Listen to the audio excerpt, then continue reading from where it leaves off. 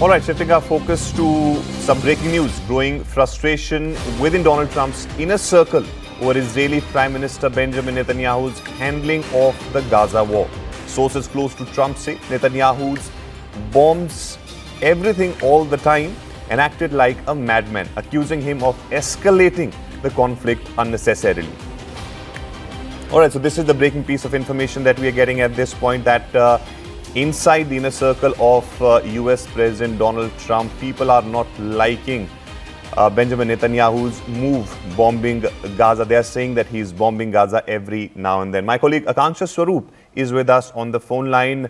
Akanksha, this growing criticism amongst the Donald Trump's team about Netanyahu is only because of the bombing which is happening from the Israel side in Gaza, or because of the frustration that there is no ceasefire, which is being happening between both of them, even after multiple efforts by United States? Absolutely, Arun. This is to do with the strike last Thursday on the Catholic Church in Gaza, which drew an immediate negative reaction from Donald Trump.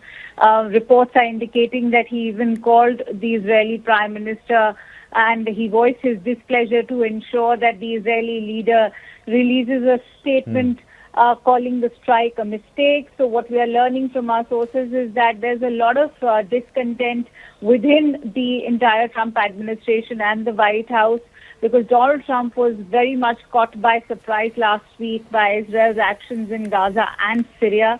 And in both instances, the Prime Minister was called up by the U.S. President to rectify this entire matter. But if one were to focus on the larger picture, there's been no breakthrough as far as Gaza is concerned. You see, the war doctrine for Israel has also changed. It's becoming expansionary in nature. The Israeli Prime Minister is also becoming very preemptive in his strikes, which was the case in Iran.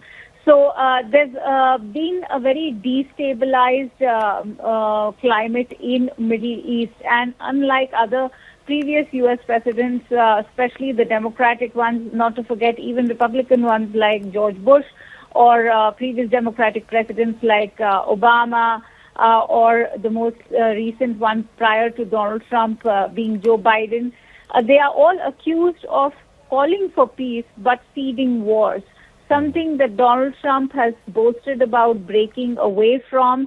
That was a poll promise for him when he took to the White House. He assured that he will end the war in Gaza. There seems to have been no major breakthrough that has been arrived upon. Rather, the war in Middle East has only expanded, with Israel now also targeting Syria. A truce has been arrived upon, yes, but for how long will that stand, given the historic nature of the fight or the war between Israel and Syria?